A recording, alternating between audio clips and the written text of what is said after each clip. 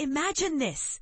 You're trying to eat healthier by filling your plate with more greens and fewer meats, only to find that the vegetables you once relied on are now costing significantly more. It's frustrating, right? But here's where it gets controversial. What happens when even basic staples like fresh produce become a luxury item? In July 2025, wholesale prices for domestic fresh and dry vegetables surged an eye-popping 38.9% compared to the same period last year, according to data from the U.S. Bureau of Labor Statistics.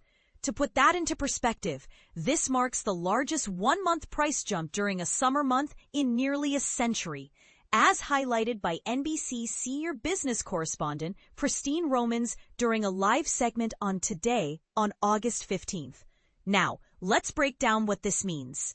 The staggering 38.9% increase reflects the amount grocery stores are paying to stock their shelves with domestically grown vegetables.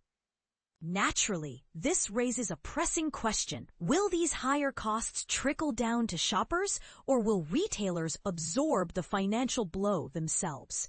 Let's dive deeper into the factors driving these skyrocketing numbers and why they matter so much. So, what's behind this dramatic spike in vegetable prices? Several interconnected issues are at play. First, farmers are grappling with increasingly erratic weather patterns, prolonged droughts, unexpected storms, and other climate-related disruptions have wreaked havoc on crop yields, leading to supply shortages. When supply dwindles but demand remains constant or even increases, prices inevitably rise. But that's not all. Labor shortages are also playing a role. Recent immigration policies under former President Donald Trump have left many undocumented farm workers feeling uneasy about reporting to work. As previously reported by NBC News, widespread fears over deportation risks have disrupted workforce stability in agriculture-heavy regions like California. While there were discussions about temporarily halting immigration raids in certain industries, including farming, arrests resumed earlier in the year, further complicating matters for growers who depend heavily on immigrant labor. And then there's the issue of tariffs. Imported vegetables and food products aren't immune to rising costs either, thanks to trade policies that impose additional fees on foreign goods.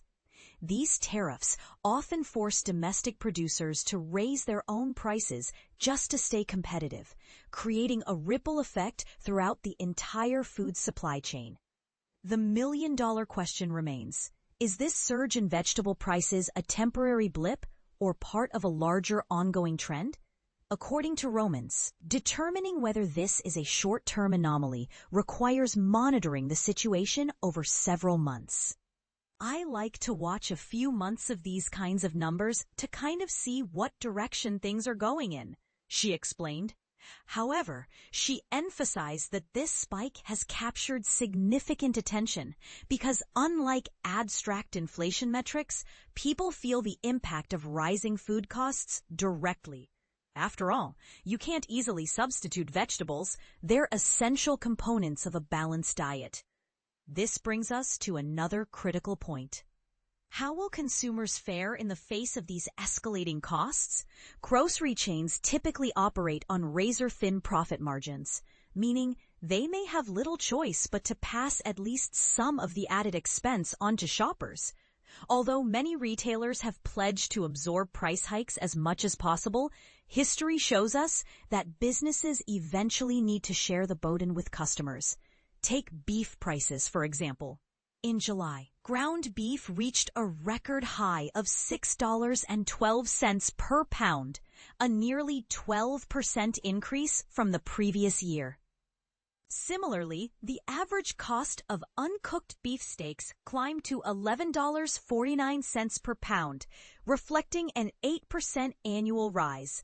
If trends continue, vegetables could follow a similar trajectory, making healthy eating options less accessible for budget-conscious families.